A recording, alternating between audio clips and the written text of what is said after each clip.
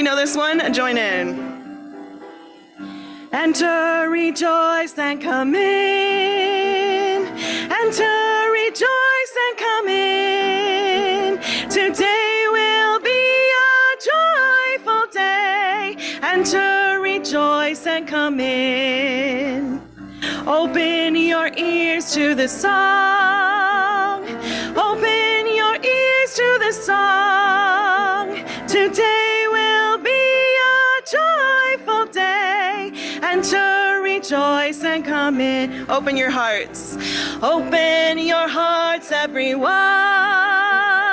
Open your hearts, everyone. Today will be a joyful day. Enter, rejoice, and come in. Don't be afraid. Don't be afraid of some change. Don't be afraid of some change. Today will be a joyful day. Enter, rejoice, and come in. And enter and rejoice. Enter, rejoice, and come in. Enter, rejoice, and come in. Today will be a joyful day. Enter, rejoice, and come in. Thank you.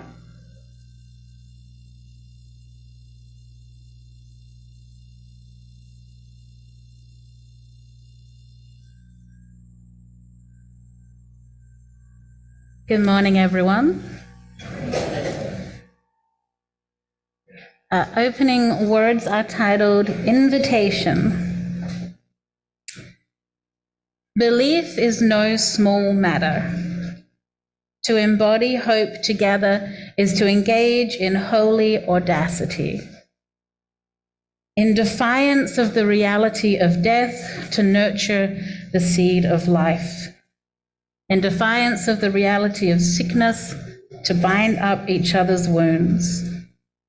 In response to the reality of evil, to speak truth to power.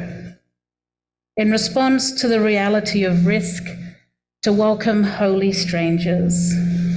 In gratitude for our differences, to be a beloved community.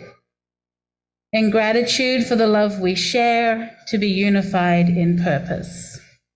In life, in all of life, the whole of its complexities and challenges, heart-rending losses and heart-bursting joys, devastating sorrows and delicious delights, to be fully, wonderfully, cohesively alive. Belief is no small matter. So we who are small congregate, holding space for all our doubts. In spaces consecrated to the largeness of wonder, holding space for all our eternity, and profess the eternal prayer. May it be, may it ever be so.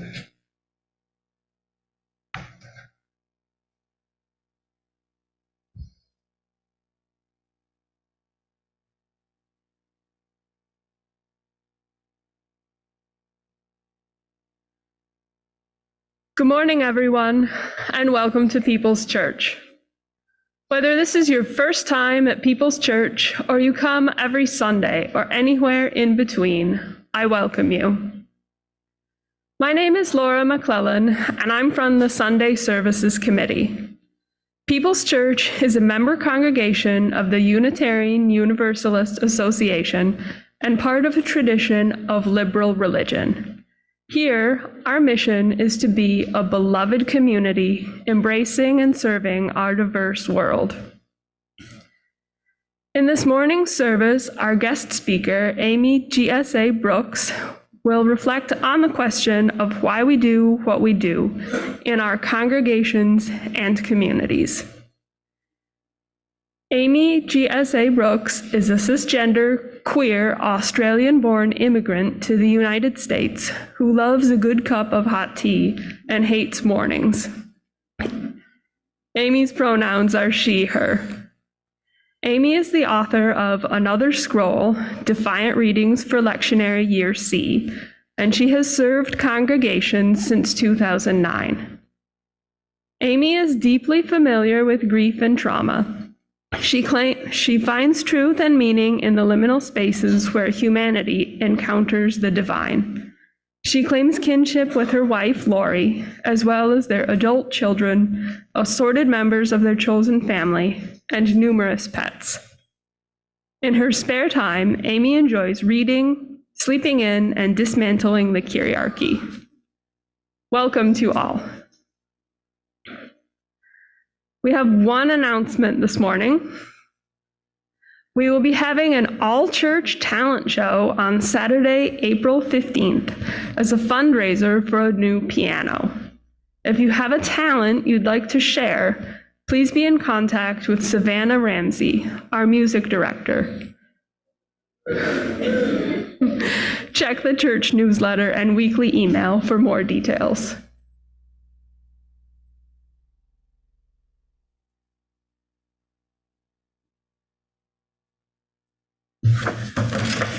Good morning. I'm Bob Davis, here representing the Stewardship Committee to give you the stewardship update. As you know, we've got another couple more weeks of the stewardship campaign, or at least the public portion of it. As of Saturday morning, we've received 105 pledges for a total of $229,685. Which is approximately $2,200 average pledge. If you've returned your pledge, thank you very much. And there are cookies on the back table back there.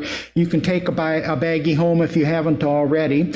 I've been amazed at the variety of cookies that people have brought in. It's been really fun to see that. But by all means, if you've turned in a pledge, go ahead and take a bag.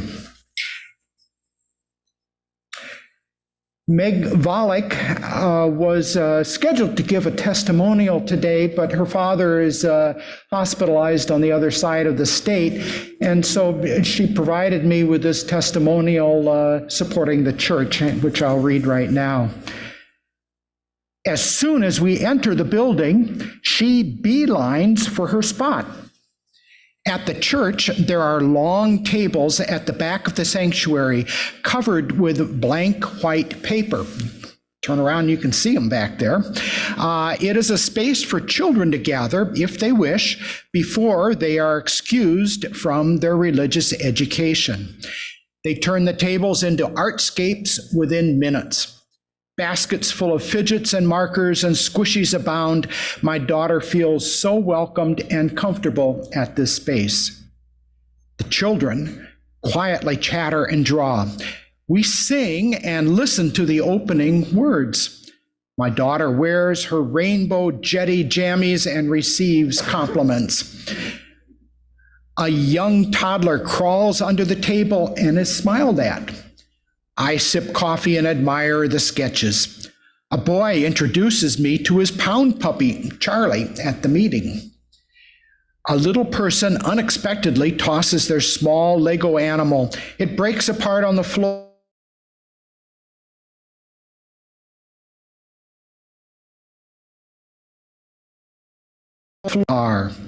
I usually move to the chairs that make up the rest of the audience seating after the children have parted, but today I will stay at the long tables. The energy is just too good. I have weathered many things in this sanctuary. I'm weathering some of them now. There is always a kind ear, a safe space, a place. All are welcome here. I am welcome here. My Ada, she is definitely welcomed here. This is why I value this church so deeply. This is why I support them financially. Please consider joining me.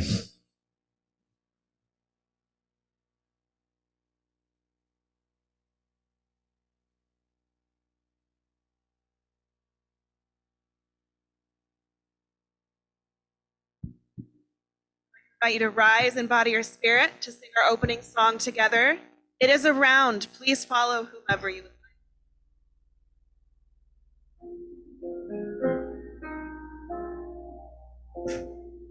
Gathered here in the mystery of the heart, God. gathered here in one strong body, gathered here in the struggle and the power. Spirit, draw near.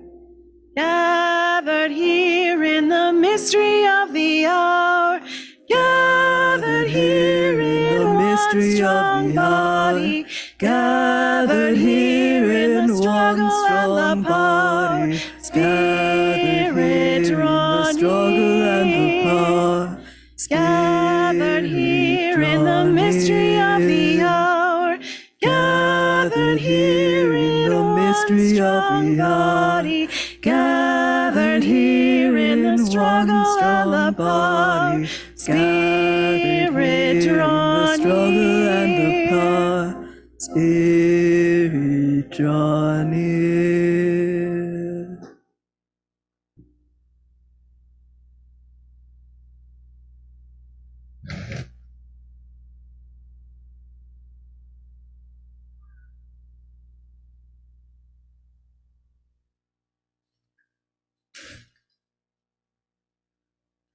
I'd like to call Catherine Boltman up to help me light the chalice.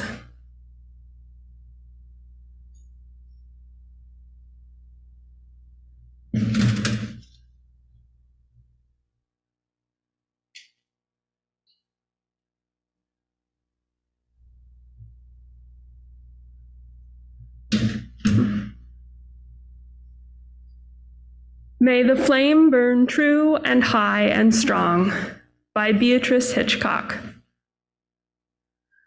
The flaming chalice is the symbol of Unitarian Universalism. It is an everlasting flame for this community. It offers its warmth to those who are cold. It provides light to those who would see.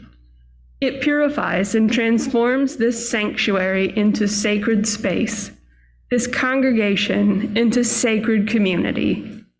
May its flame burn true and high and strong.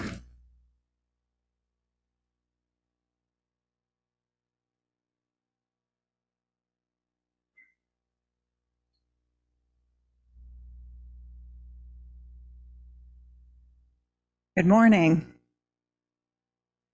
I would like to invite any of those smaller people that are in the room to come up for story time. Or if you feel like a small person in here, you can come too.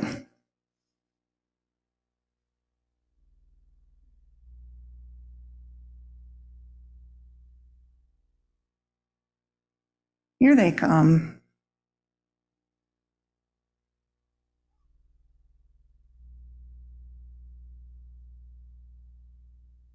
Oh, we have guests too. Well, good morning. How are all of you? Wait. Now the story is going to be over here, so if you want to turn around so you can see the pictures, that would be great. So before we start, I was asked to give an instruction. Can I see your eyes so I know you can hear? Today, instead of going to all of your classes in all your different rooms, when we're done here, go to the room back here, room 9, that has the statue in it, the Buddha statue. Can you remember to do that? What room do you go to this morning? Room 9, yeah, where the statue is, back behind here. Awesome. All right, so I'm going to guess that you all can tell me what this is. It is an umbrella. It is umbrella. Have any of you used an umbrella before? Raise your hand if you've used it. Raise your hand if you've used an umbrella before. How many people have shared their umbrella before? Awesome. This particular umbrella lives by the door downstairs to help people stay dry when they go to their cars. Now, this umbrella is one size, right? I'm not going to open it because some people are superstitious and they think opening umbrellas in the house is bad luck. So I'm not going to do that. But imagine if this umbrella could stretch? What if I could open it and it could stretch and it could stretch and it could stretch? Can you imagine that? Can you see that in your mind? Yeah. What if it could cover this whole room like a circus tent? What, Reed? It would be way too big for any of us. Oh, it'd be too big for us to hold. What? Could we all hold it? Yep. I'm coming. I'm coming.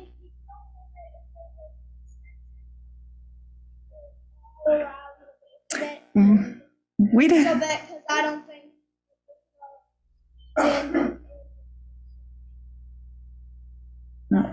We'd have to be creative, huh? What did you want to say?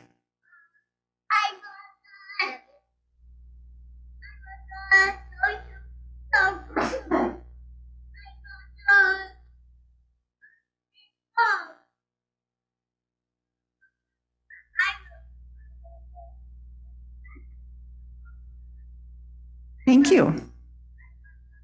What did you want to say? It would be too dark. Well, this morning, I have a story for you called The Big Umbrella. And since you're sitting right here, could you hold this for me so that I can hold the book? Okay, hold it way up here because I'm still going to need to hear it. There, thank you. So this is called The Big Umbrella, and it is written by a woman and her daughter, by Amy June Bates and Juniper Bates.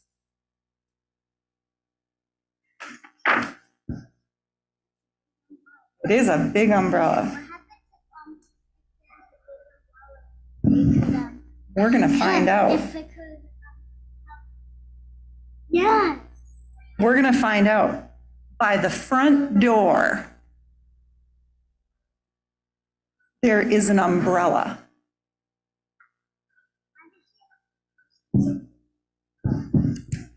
It is big. And I see some people have noticed that they can see the pictures on the screens too, so that's great. It is a big, friendly umbrella. It likes to help. What's the umbrella doing in this picture? Not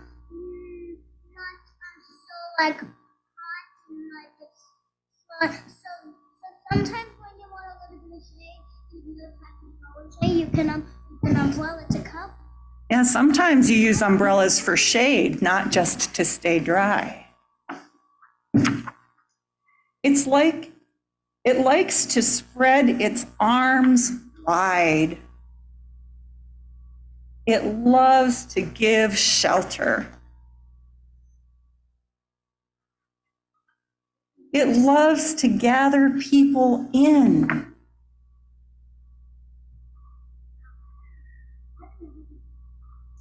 It doesn't matter if you are tall.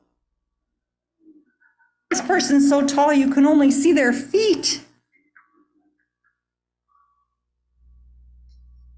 Or hairy. Or plaid. What's happening to the umbrella? Bigger. It's getting bigger. Oh my goodness. It doesn't matter how many legs you have. Oh my goodness. You got it. Some people worry that there won't be enough room under the big umbrella. Oh, what did I just hear? What did you say? There's always room. Oh my But the amazing thing is, there is. Look at that. That umbrella just stretched and stretched like we were thinking this one might. Oh my goodness, that's a really big umbrella. It is a really big umbrella. A red one like that. There is always room. There's always room. Just like in this church, there's always always room. Thank you for helping with the story today. What room do you need to go to right now? Room 9. So if we can help sing the children out, if all the children that are going to a class would go to room 9, please. I'm not too late. Go forth in peace in search of wisdom, with love to guide you on your way. And may the joy of life surround you wherever you may go. Go forth in peace in search of wisdom, with love to guide you on your way. And may the joy of life surround you wherever you may go.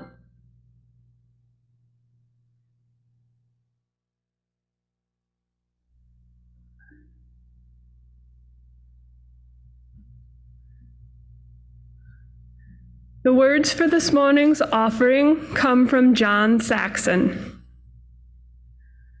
This religious community exists by its mission as a fire exists by burning.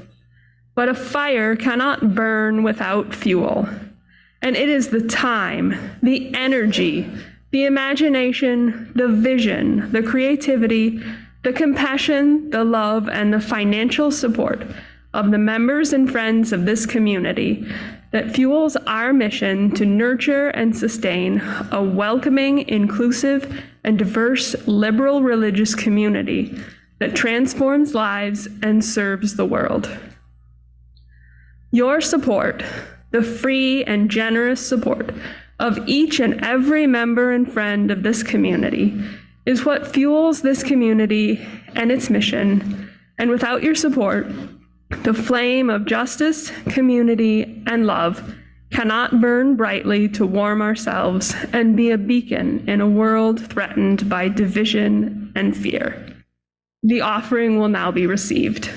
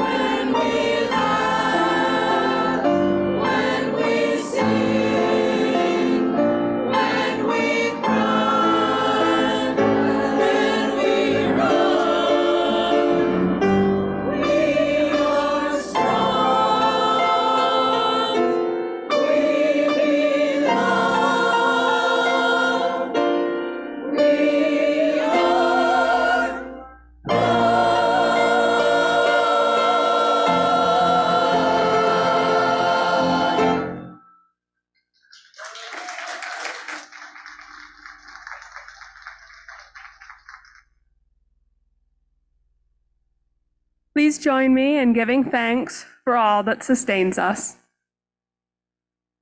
From the countless gifts we each have been given, gifts of life and love and sustenance, we bring these small portions to share in the works of love which none of us can accomplish alone.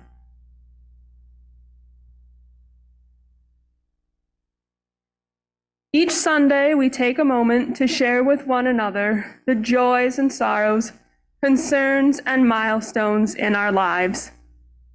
If you would like to share, please come up to the table, share your name, and speak briefly.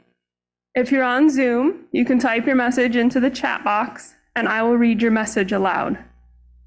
If you would prefer not to share the details, you may just place a stone in the bowl, or if you're on Zoom, just type the word stone into the chat box, and we will keep you in our thoughts. AV is going to pause the recording now to give you some measure of privacy. I'll now put some additional stones in the bowl for the joys and sorrows we hold in our hearts, those in our community, and those in the world around us.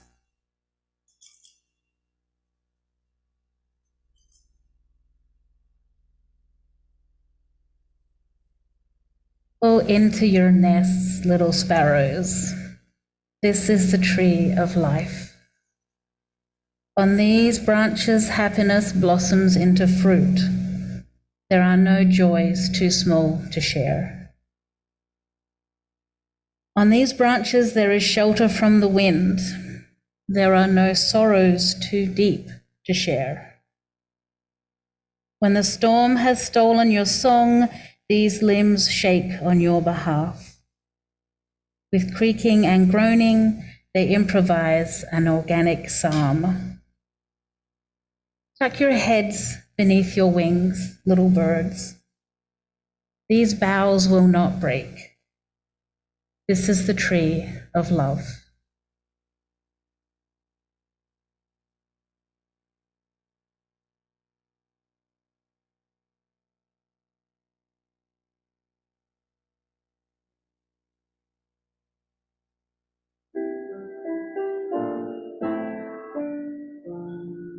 May I be filled with loving kindness.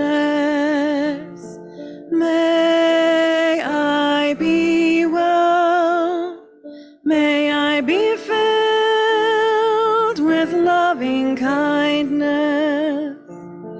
May I be well. May I be peaceful and at ease. May I be whole. May you be filled with loving kindness. May you be well. May you be filled with loving kindness. May you be well. May you be peaceful and at ease. May you be whole. May we be filled with loving kindness. May we be well. May we be filled with loving kindness. May we be well. May we be peaceful and at ease. May we be whole.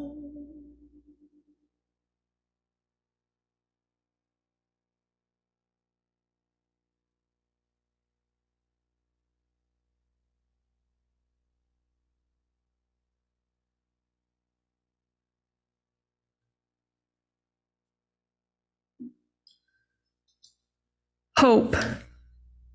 by Amy Brooks. You are in the trenches. You are in the battlefield, in the thick of the fight. You have shells falling around you day and night, kicking up dust and destruction and a kind of death until even noon is overcast with gloom. Of course, you can't find the sun. It's ugly and hard, and it hurts in a way that feels impossible to bear here in the trenches. But turn your head to the left or to the right. Can you find one of us? Because this is our true mission, to slide down into the trenches with the wounded and be the sun. Will you allow us to love you like that? Maybe it will be enough for now, when the battle is at its thickest, to feel fingers curl around yours and rub your hands until a spark forms, until hope blooms in the rich darkness of this soil, until you are restored to knowing that you are loved completely right where you are, right here in the trenches.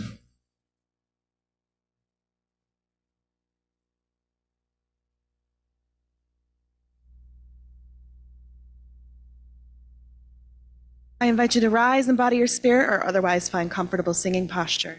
Join me in song.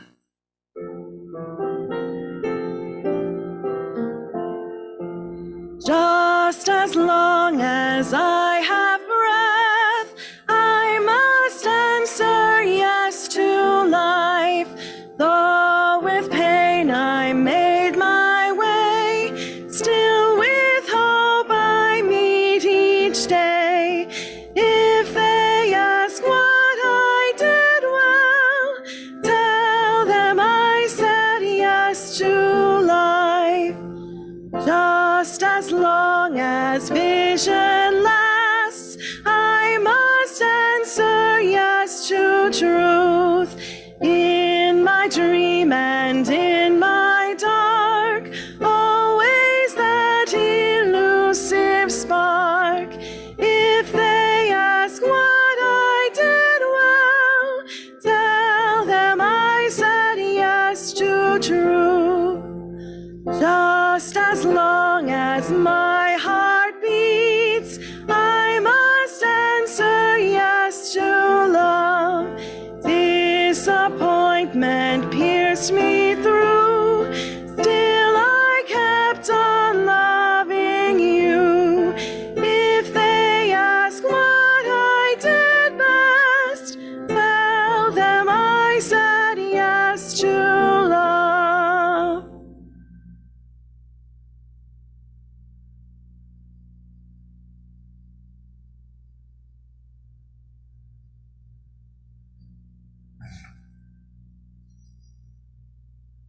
Good morning, everyone.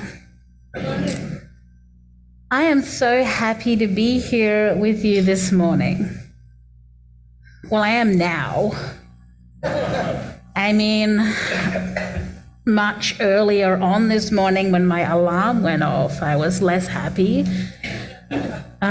Shortly after that, when I remembered that it was like a get out of pajamas and into grown-up clothing day, I wasn't as happy then. On the drive here, when the car started making like a mystery noise, yeah, happiness not high, but I'm here now, and I've had a minute for my tea to kick in, so like the caffeine is like, wake up, wake up, wake up, wake up. So yeah, I'm really happy to be here with you all today. And I'm talking today about how to love a church. And I just feel like maybe let's take a step back and talk about why to love a church. Why do we gather here as communities of people or in our various locations when the alarm goes off on a Sunday? the high and holy day of brunch and sleeping in. When the alarm goes off, why don't we just turn it off and roll back over? Why do we choose to put on grown-up adult clothing and go out and interact with other people? Or why do we choose to turn on whatever technology we are using to be in the Zoom room today instead of, again, just the pillow is right there. You could just put your head under it and get another hour or so. And a little bit, the hint to the answer to the question is in the reading that we just heard, right? One of the reasons why we choose to gather together in spaces like this, in our congregations, in our churches, in our fellowships, is because we have recognized that we are better, stronger communities when we care for and about each other. When we have been facing the challenges of life, we might choose to reach out to other people who can support us through that. When we are people who are loving and compassionate, which I know that we all are, right? Like I took a survey as I came in, everyone said yes. We care enough to notice that other people are going through the challenges of life.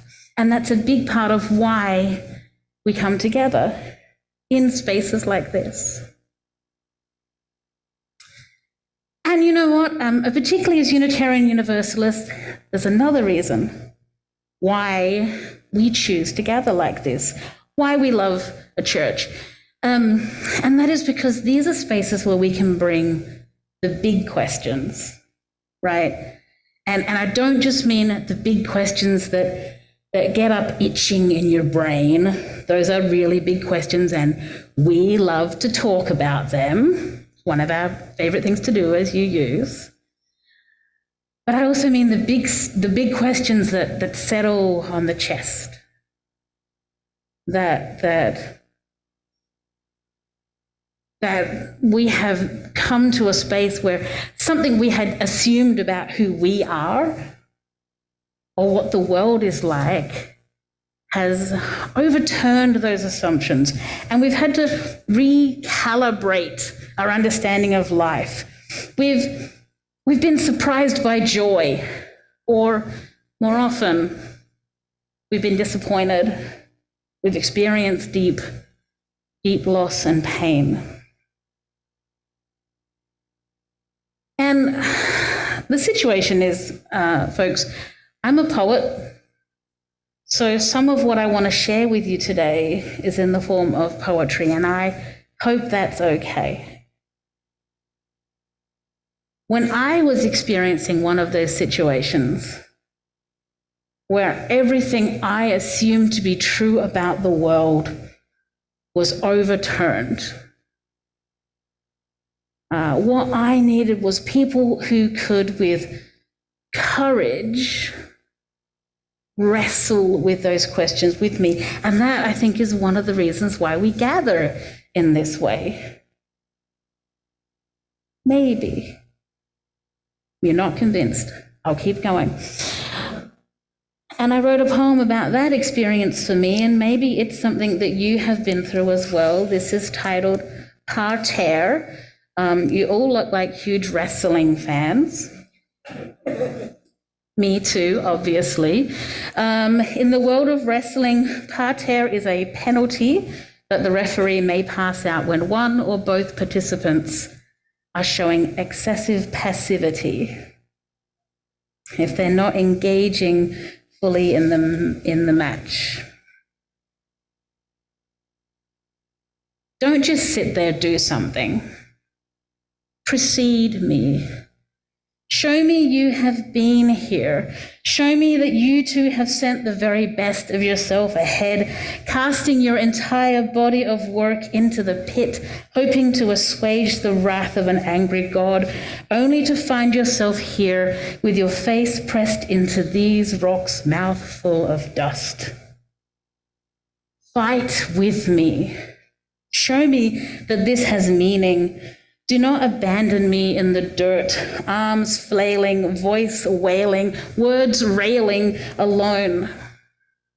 Square up against me if you must, or better yet, align your spine against mine, bone to bone, fists clenched, chin set, muscles tense, so that back to back we can face the monsters of this night. Curse with me. Show me I can blaspheme. Paint speech bubbles in the sky and invite me to belch into them the bleakest and brightest of all my doubts. Throw sand into this fire as I exhale it, as I twist it, as the granules melt and bubble until these words fall as marbles at our feet. And this, above all else, this, be with me. Embody the presence with your flesh, the pneuma with your breath. While the caravan of my treasures proceeds ahead, a serpentine river of fool's gold promises, be the reassurance that without all that, I alone am something of worth. And do not leave me until I get the blessing.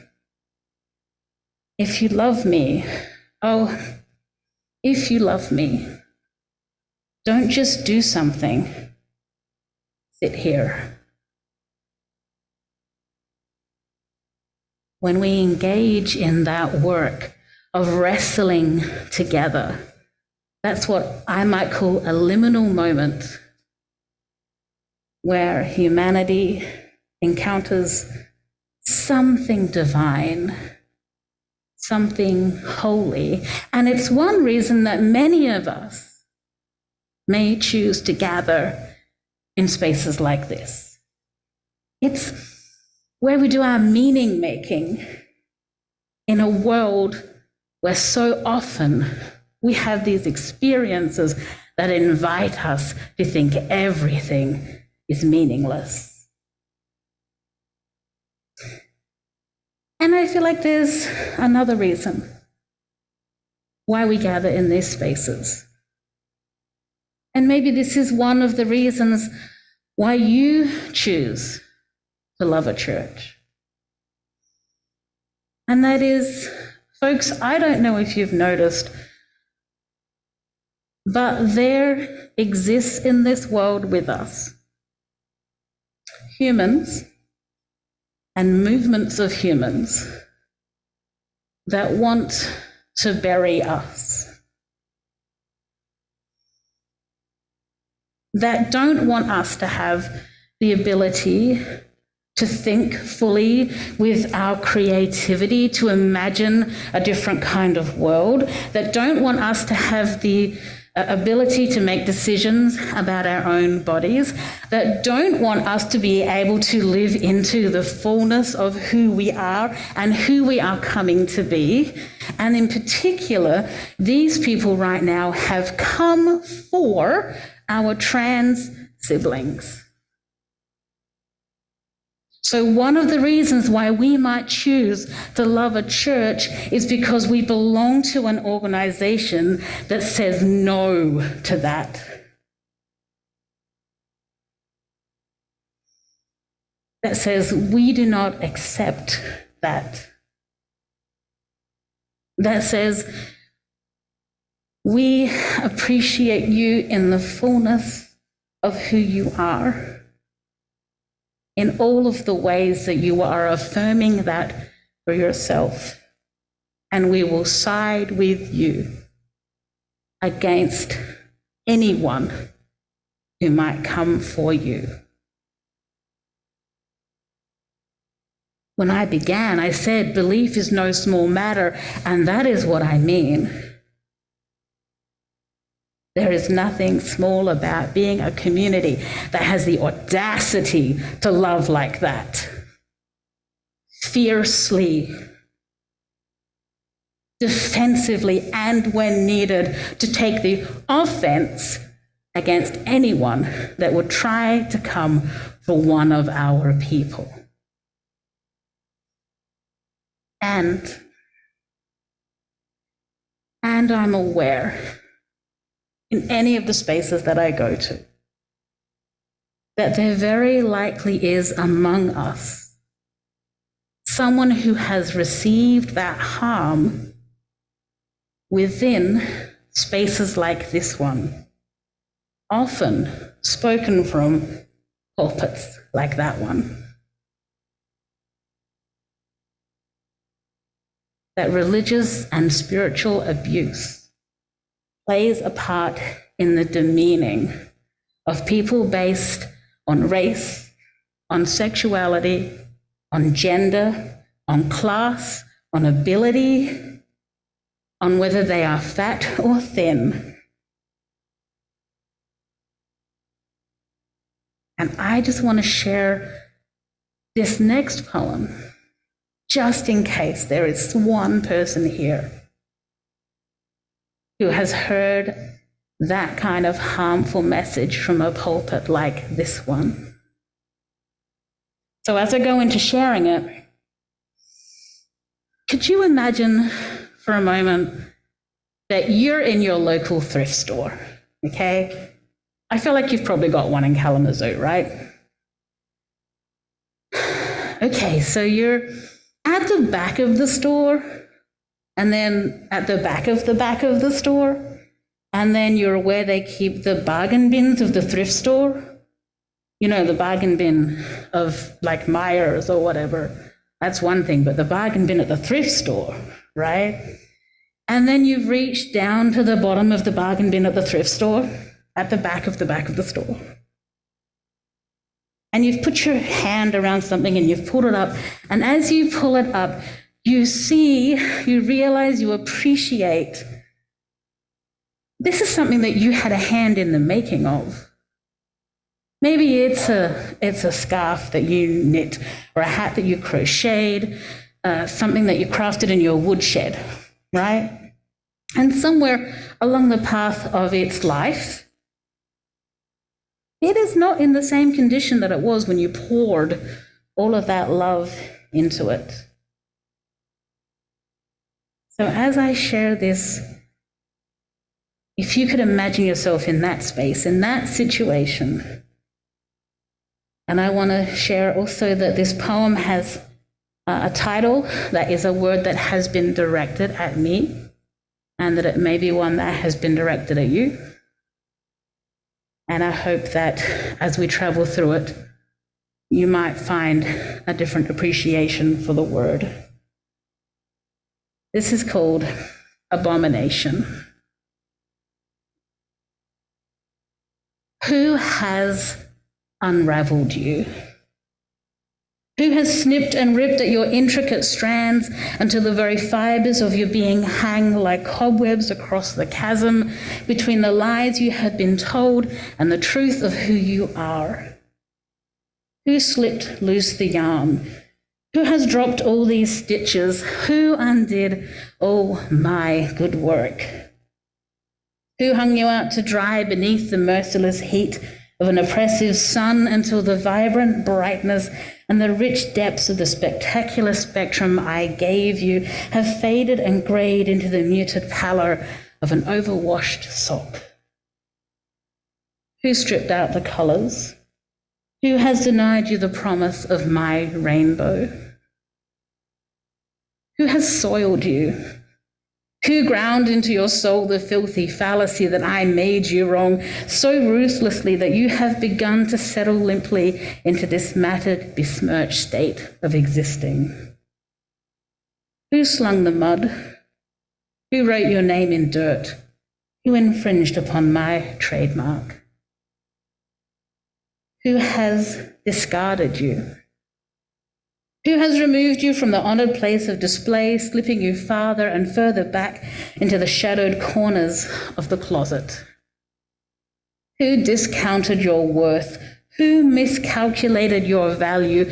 Who diminished my treasure? Who has done this abominable thing to my good and perfect creation? Show Mama who did this to you. I will sort them out.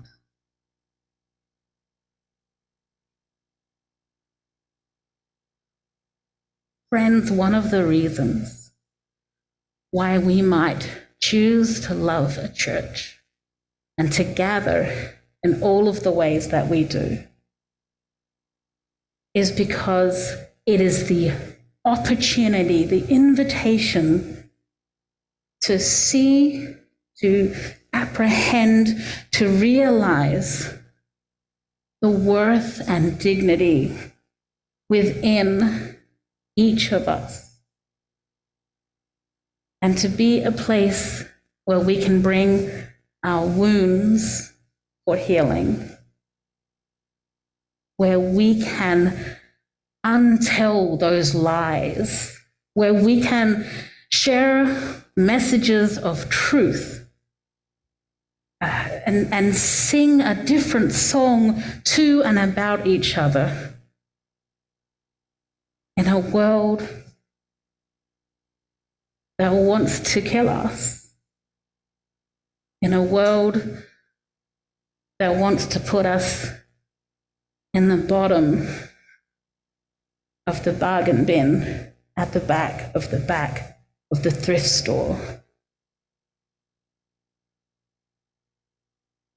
One of the reasons why we who have been hurt deeply in places like this, one of the reasons why we still keep coming back is because of the hope that someone will understand us to be the treasure that we are, in the fullness of who we are and who we are coming to be. So those are some reasons why you might love a church, and I will now spend the next 20 to 35 minutes preaching about how to love a church. A little laughter there. You all understood I was trying to make a joke.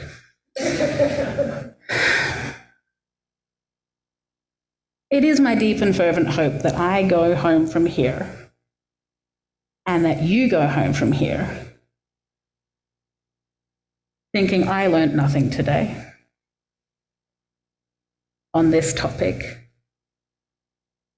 that you travel back to your places thinking, I didn't need to learn how to love a church because I already know how to love a church. And from what I have witnessed this morning, I have a really good sense that that is so.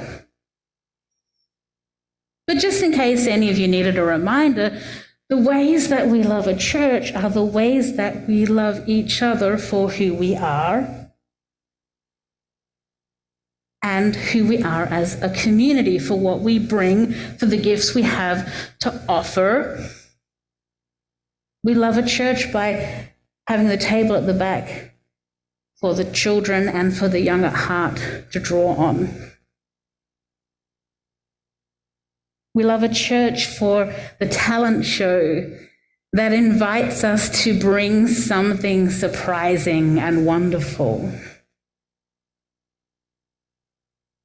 That's how we love a church, right? You know, I'm telling you, you already know how to do this.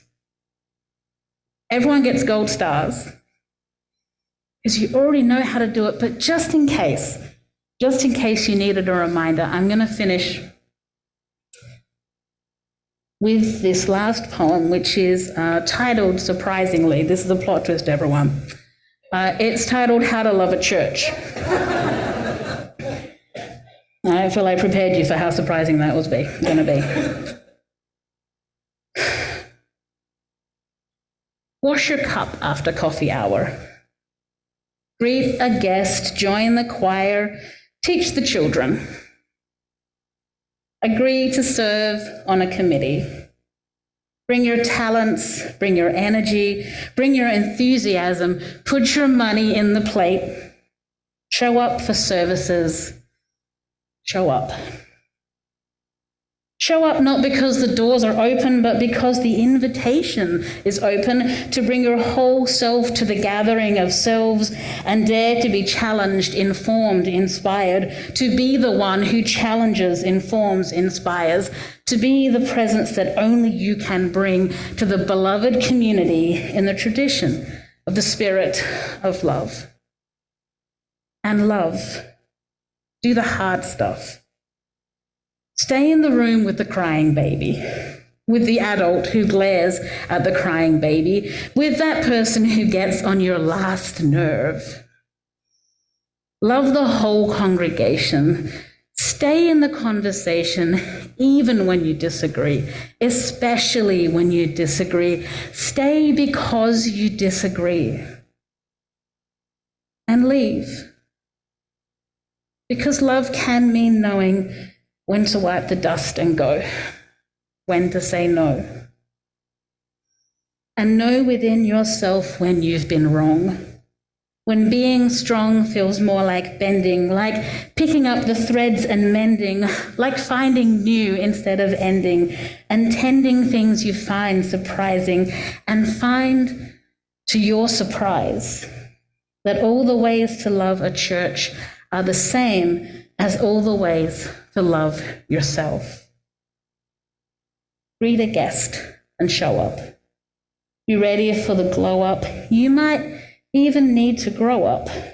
Proclaim your no and sew up and wash your own damn cup. Amen.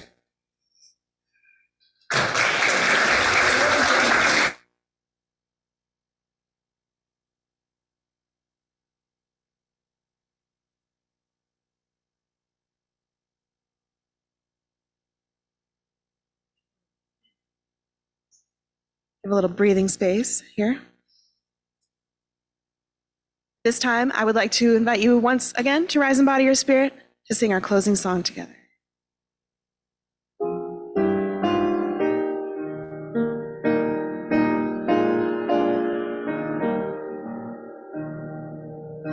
We would be one as now we join in singing our hymn of love to pledge ourselves anew to that high cause of greater understanding of who we are and what in us is true. We would be one in living for each other to show to all a new community. We would be one in building for tomorrow, a nobler world than we have known today. We would be one in searching for that meaning which binds our hearts and points us on our way. As one we pledge ourselves to greater service with love and justice, strive to make us free.